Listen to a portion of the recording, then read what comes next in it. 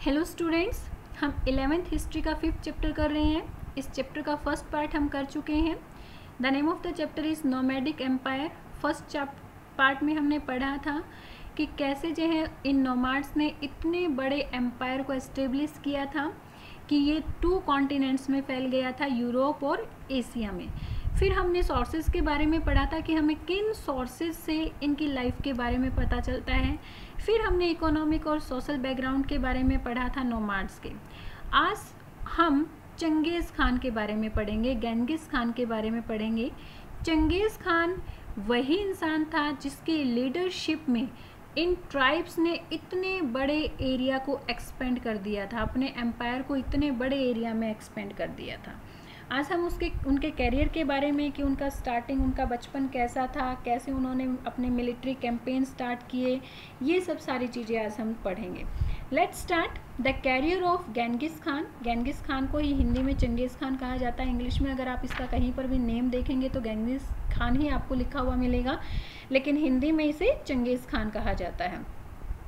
चंगेज़ खान का जन्म 1162 में मंगोलिया के उत्तरी भाग में ओनोन रिवर के किनारे पर हुआ था। ओनोन रिवर के पास वाले एरिया पर हुआ था। उनका बचपन का नाम तेमुजिन था। उनके फादर का नेम येसुजेई था, जो कि कियात कबीले के एक मुखिया थे। ये जो ट्राइब्स होते थे, जो कबीले होते थे, वो परिवारों का एक ग्रुप होता था, यानी कि जैसे ग्रैंडफादर है, फिर उनके सन, उनके सन, उनके सन, उनके सन, ये सारे के सारे ऐसे मिलकर जो है एक कबीला बनाता था, पूरी फैमिली मिलकर। ओके, और ये लोग बोर्जिगिद क्लैन से संबंधित रखते थे। कौन सा क्लैन था इनका? बोर्जिगिद क्लैन से ये लोग रिलेटेड थे। ठीक है, अब उनके फादर की डेथ जो है, इनके फादर को छोटी ही आयु में मर्डर कर दिया गया था। उनकी मदर ओलून ईके ने तेमुजिन और उसके भाइयों को, उसके ब्रदर्स को और उसके स्टेप ब्रदर्स को बड़ी मुश्किल से पाला पोसा था। 1117 में तेमुजिन को किडनैप कर लिया गया था। कब किडनैप किया गया था? 1117 में। 1117 में उनको किडनैप किया गया। थोड़े टाइम बाद उसकी मैरिज हो गई थी, और मैरिज बोर्टे से हुई थी, और मैरिज के तुरंत बाद ही उसकी वाइफ को भी किडनैप कर लिया गया। अब उसकी वाइफ को छुड़वाने के लिए उसने बहुत सारी लड़ाइयाँ लड़ी, और यहीं से उसकी लड़ाइयों की शुरुआत होती है। उसने पहले अपनी वाइफ बोर्टे को छुड़वाने के लिए उन लोगों से लड़ाई लड़ी जिन्होंने उसे किडनैप किया था। फिर उसके बाद दूसरे ट्राइब से उसने लड़ा। फिर उसके बाद उसको अपनी ताकत का एहसास हुआ कि वो कितना पावरफुल है। उसके अंदर सेल्फ कॉन्फिडेंस आया, और धीरे धीरे उसने मंगोल में जितने भी ट्राइब्स थे सभी को अपने अंडर कर लिया। फिर उसके बाद उसने जो है मंगोल की बाउंड्रीज से बाहर अपने कैंपेन को स्टार्ट कर दिया था। ओके, अब जब उसकी वाइफ किडनैप हुई और उसने उसको छुड़ाने के लिए लड़ाई लड़ी, हालांकि वो उस टाइम पर स्लेव था, लेकिन इन दिनों में भी उसने जो है अपने बहुत अच्छे फ्रेंड्स भी बनाए। उसका सबसे पहला जो फ्रेंड था वो था बोघू रचू। उसका बहुत अच्छा फ्रेंड था, उसका एक लॉयल फ्रेंड था, उसके ऊपर वो बहुत फेथ करता था। और उसी का जो रियल ब्रदर था जम्मू का, वो भी उसका एक बहुत अच्छा फ्रेंड था। तेमुजिन ने कैराइट लोगों के शासन व अपने पिता के, जो उसके फादर का दूसरा भाई था तुगरिल, उसके फादर के ब्रदर का नेम था तुगरिल, जिसको ओंग खान भी कहा जाता था, उनके साथ भी अपने रिश्तों को, अपने रिलेशंस को अच्छा कर लिया था, यानी कि उनके साथ संधि कर ली थी। पहले जो है उनके साथ उनके रिलेशन अच्छे नहीं थे, उनके बीच में दुश्मनी चलती रहती थी। ठीक है, तो तेमुजिन ने ये सारे रिश्ते भी सुधार लिए थे। हालांकि जम्मू का उसका बहुत पुराना फ्रेंड था, लेकिन बाद में वो उसका एनिमी बन गया था। 1118 और 1119 में तेमुजिन ने 1118 और 1119 तक तेमुजिन ओंग खान का फ्रेंड बना रहा, और इसी फ्रेंडशिप का यूज़ करके उसने जम्मू को हरा दिया था, क्योंकि जम्मू बाद में उसका एनिमी बन गया था। तो इसी फ्रेंडशिप का, ओंग खान की फ्रेंडशिप का यूज़ करके उसने जम्मू को हरा दिया था। अब जब जम्मू को हराया तो तेमुजिन के अंदर सेल्फ कॉन्फिडेंस आ गया था। अब उसको पता चल गया था उसकी पावर क्या है, उसकी पावर का एहसास उसको हो गया था। उसके बाद उसने जो है दूसरे कबीलों को भी हराना शुरू कर दिया था। सबसे पहले उसके फादर की डेथ जिसने की थी, उसके फादर का मर्डर जिसने किया था, तातार कैराइट के जो कबीला था उसको उसने हराया। और खुद ओंग खान के विरुद्ध भी उसने युद्ध छेड़ दिया था 1203 में। 1203 में उसने ओंग खान को भी हरा दिया था। 1206 में जमोका और नेमन भी एक ट्राइब का नेम था बेटा, नेमन को भी उसने हरा दिया था। बाद में तैमुजिन में स्टेपी में, सेंट्रल एशिया की स्टेपीज में जितनी भी लैंड थी सारी की सारी लैंड को जो है अपने अंडर कर लिया था। और अब इन स्टेपीज में उसकी जो पोजीशन थी वो बहुत अच्छी हो गई थी, यानी अब लोग उसको जो है बहुत पावरफुल इंसान समझने लगे थे। तभी जो है कुरिल ताई भी एक कबीले का ही नेम था। कुरिल ताई ने उसको ग्रेट खान ऑफ मंगोल की का जो है टाइटल दिया। किसने दिया था ग्रेट खान ऑफ मंगोल का? कुरिल ताई ने उसको इसका टाइटल दिया था। ग्रेट खान ऑफ मंगोल, समुद्री खान, सार्वभौमिक शासक, ये सारे टाइटल उनको दिए गए थे। 1206 में कुरिल ताई से ये मान्यता मिलने के बाद चंगेज़ खान ने मंगोल लोगों को इकट्ठा किया और उनकी सबको इकट्ठा करके एक बहुत ही अच्छी मिलिट्री पावर उसने बना ली थी। अब इसी मिलिट्री पावर ने उसके कैंपेन को सफलता दिलवाई। जितने भी कैंपेन उसने किए, सबसे पहले तो उसने सभी जो मंगोल में जितने ट्राइब्स थे उन सबको इकट्ठा किया। उसके बाद चंगेज़ खान की इच्छा थी कि वो जो है चीन के ऊपर अपना शासन करे, चीन को अपने अंडर वो करना चाहता था। और उस टाइम पर चीन 3 पार्ट्स में डिवाइडेड था। सबसे पहला जो उसका पार्ट था वो था उत्तर पश्चिमी में, जहाँ पर तिब्बती लोग रहते थे, जिसका नेम था सीसिया लोग। What was the name? सीसिया। ओके। सेकंड वन उसके उत्तर में, जहाँ पर जर्चेन लोगों ने चीन राजवंश था, जर्चेन लोगों का चीन राजवंश था, और जो कि उस प्लेस का क्या नेम था? पेंकिंग था। आजकल उसको बेंसिंग कहा जाता है, जो कि चीन की कैपिटल है। उसके बाद शुंग राजवंश, जिसका आधिपत्य दक्षिणी चीन में था। तो इन 3 पार्ट्स में चीन डिवाइडेड था।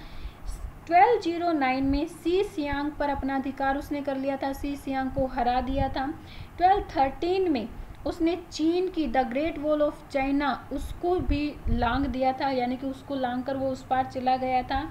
और 1215 में उसने पेंकिंग शहर को पूरी तरह से लूट लिया था। यानी कि 1209 से 1215 तक उसने चीन के 2 एरियाज़ पर तो काबू कर लिया था, एक तो सीसियान और एक पेंकिंग। अब 1234 तक उसके जो है मिलिट्री कैंपेन चीन के खिलाफ चलते रहे थे, बट उस टाइम पर चंगेज़ खान नहीं था। चंगेज़ खान की डेथ जो है 1227 में हो गई थी। चंगेज़ खान अपने इन मिलिट्री कैंपेन से बहुत ज़्यादा खुश था, क्योंकि हर जगह उसको सफलता ही मिल रही थी। अब इन कैंपेन को देखकर 1215 में पेंकिंग शहर को लूटने के बाद उसने देखा कि उसके मिलिट्री कैंपेन बहुत अच्छे चल रहे हैं। तो 1216 में वो अपनी लैंड कहाँ पर? मंगोल वापस आ गया था। 1218 में कराखीता भी चीन में ही था। चीन की जो उत्तरी पश्चिमी भाग था, जहाँ पर माउंटेन्स थे, वहाँ पर ये प्लेस सिचुएटेड था, कराखीता। 1218 में कराखीता को भी डिफीट कर दिया था। अब मंगोलों का जो साम्राज्य था वो अमू दरिया, तुरान और ख्वाजरम राज्यों तक पूरी तरह से फैल चुका था। जो ख्वाजरम का सुल्तान मोहम्मद था वो चंगेज़ खान को बिल्कुल भी पसंद नहीं करता था। चंगेज़ खान ने उसके पास अपना एक दूत भेजा और उस दूत का मर्डर जो है मोहम्मद ने कर दिया, और उससे बदला फिर चंगेज़ खान ने लिया। 1219 से 1221 तक उसने बहुत सारी सिटीज़ को अपने अंडर कर लिया था। और ये कौन कौन सी सिटीज़ थी?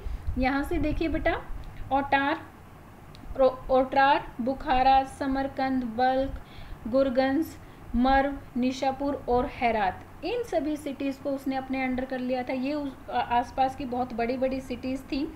अब इन सिटीज़ में उसने बहुत सारा डिस्ट्रक्शन किया था। जो लोग उसके आधिपत्य को मान लेते थे और समर्पण कर देते थे वो ठीक थे, लेकिन जो उसका विरोध करते थे उनको तो वो बुरी तरह से मारता था। जैसे निशापुर में उसके एक राजकुमार की हत्या कर दी गई थी।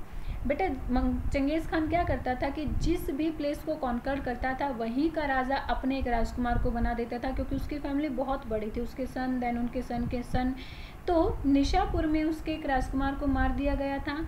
फिर चंगेज़ खान ने ऑर्डर दिया कि निशापुर को इतनी बुरी तरह से डिस्ट्रॉय करना है कि मैं चाहूँ तो वहाँ पर हल भी चला सकूँ। यानी कि निशापुर में रहने वाले जितने ह्यूमन बीइंग थे, जितने एनिमल्स थे, इवन कैट और डॉग्स, उनको भी चंगेज़ खान ने नहीं छोड़ा था, सबको जिंदा जला दिया था। ओके, तो यहाँ पर चंगेज़ खान के डिस्ट्रक्शन के बारे में कुछ बताया हुआ है कि उसने कौन कौन से कहाँ कहाँ पर डिस्ट्रक्शन किए। चंगेज़ खान के जो कैंपेन थी उसमें उसने बहुत सारे नगरों को डिस्ट्रॉय किया था जो उसके प्रभुत्व को स्वीकार कर लेते थे, यानी कि जो उसकी अथॉरिटी को मान लेते थे वो वहाँ पर डिस्ट्रक्शन कम करता था। लेकिन जो उसकी अथॉरिटी को नहीं मानते थे उस शहर को तो वो बुरी तरह से डिस्ट्रॉय कर देता था, जैसे हमने निशापुर को देखा। 1220 में निशापुर में उसने 17,47,000 लोगों को मारा। 1222 में हिरात में उसने 16 लाख लोगों को मारा। 1258 में बगदाद में 8 लाख लोगों को उसने मारा।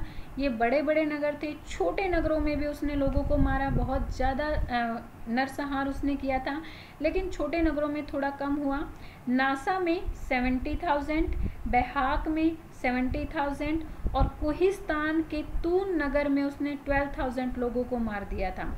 अब हिस्टोरियंस को इनके बारे में कैसे पता चलता है कि चंगेज़ खान ने कितने लोगों को वहाँ पर मारा? उन्होंने देखा था कि मर्व, जो एक प्लेस का ही नेम था, मर्व में उसने 13 लाख लोगों को मारा। अब इन 13 लाख लोगों को कैसे काउंट किया? उसने 1 लाख लोगों के शव डेली गिने थे और ये शव जो है वो 13 दिनों तक गिनता रहा था। तो 13 × 1 13 लाख उसने लोगों को यहाँ पर मर्व में मार डाला था। तो इसी तरह से उसके सभी जो शव थे इनको काउंट किया जाता था कि उसने कितने लोगों को मारा।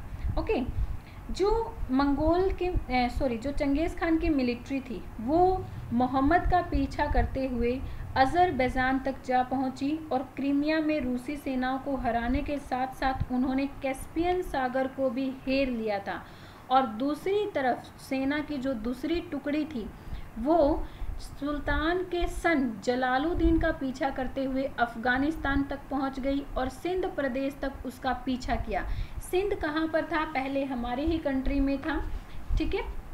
और सिंध नदी के तट पर चंगेज़ खान ने उत्तरी भारत और असम के रास्ते से मंगोलिया वापस लौटने का उसने सोचा, लेकिन उत्तरी भारत और असम में का जो वेदर था वो उसको सूट नहीं किया और वापस जो है वो अपनी कंट्री में उसी रास्ते से लौट गया जिस रास्ते से वो आया था। यानी कि वो यहाँ पर उत्तर भारत में और असम में अगर आता तो इसी तरह से डिस्ट्रक्शन यहाँ पर भी करता। थैंक गॉड कि वो यहाँ नहीं आया। ओके, सो इस तरह से अपने मिलिट्री कैंपेन करते हुए चंगेज़ खान की जो मोस्टली लाइफ थी वो उसके मिलिट्री कैंपेन में ही चली गई थी। मिलिट्री कैंपेन करते हुए 1227 में बीमार होने की वजह से उसकी डेथ हो गई थी। वो किसी बीमारी से ग्रसित हो गया था। यहाँ की जब वो इंडिया आया तो यहाँ की जो वेदर था वो उसको सूट नहीं किया। वापस मंगोल लौटने के बाद कुछ टाइम के बाद उसकी डेथ हो गई थी 1227 में। लेकिन उसके जो मिलिट्री कैंपेन थे वो बहुत ही ज़्यादा सक्सेसफुल थे। मिलिट्री अथॉरिटी उसकी बहुत अच्छी थी। उसकी जो मिलिट्री थी यानी कि उसकी जो सेना थी वो बहुत अच्छी थी। क्यों? कैसे? जो मंगोल और तुर्क थे वो घुड़सवारी में बड़े ज़्यादा कौशल थे, घुड़सवार बहुत अच्छे थे क्योंकि वो शिकार करते थे। शिकारी वो लोग थे, हंटर्स थे। अब जब तक उन्होंने इस एम्पायर को कॉन्कर नहीं किया था तो वो अपने स्टेपीज़ में पशुओं का शिकार करते थे और शिकार करने के लिए वो बहुत तेज़ दौड़ते थे, अपने घोड़ों पर दौड़ते थे। तो उनकी तीरंदाजी भी बहुत अच्छी थी, उनके निशाने भी बहुत अच्छे थे। इन सब कुशलताओं के होते हुए उसकी जो सेना थी वो बहुत अच्छी सेना थी। उसके साथ साथ उसके जो इंजीनियर्स थे उन्होंने भी बहुत सारे नए नए जो आर्म्स होते हैं, हथियार होते हैं, उनका जो है इन्वेंशन किया। उन्होंने बम को खोजा, पिस्टल को बनाया और इन्हीं बम्स और पिस्टल की हेल्प से उसने बहुत सारे लोगों को मार गिराया था और बहुत सारे एरिया को कॉन्कर्ड कर लिया था। तो इस तरह से चंगेज़ खान ने बहुत सारे एरिया को कॉन्कर्ड किया और उसकी पूरी लाइफ जो है ऐसे मिलिट्री कैंपेन चलते रहे थे क्योंकि 1162 में उसका बर्थ हुआ था और 1117 में उसकी वाइफ 1170 के बाद उसकी वाइफ को किडनैप किया गया था और उसके बाद ही उसके कैंपेन स्टार्ट हो गए थे। 1119 तक तो उसने पूरे जो है मंगोल के जितने भी ट्राइब थे सभी को कॉन्कर्ड कर लिया था, सभी को जीत लिया था, अपने अंडर कर लिया था। तो उसके बाद वो 1227 तक उसके मिलिट्री कैंपेन ही चलते रहे थे। ओके, और इसकी सक्सेसफुल के पीछे था तुर्क और मंगोलों का बहुत अच्छे घुड़सवार और तीरंदाज होना। ओके बेटा, ये था चंगेज़ खान के बारे में। आज हम यहीं तक पढ़ेंगे, इसका नेक्स्ट पार्ट हम नेक्स्ट वीडियो में करेंगे। तब तक के बाय एंड कीप लर्निंग।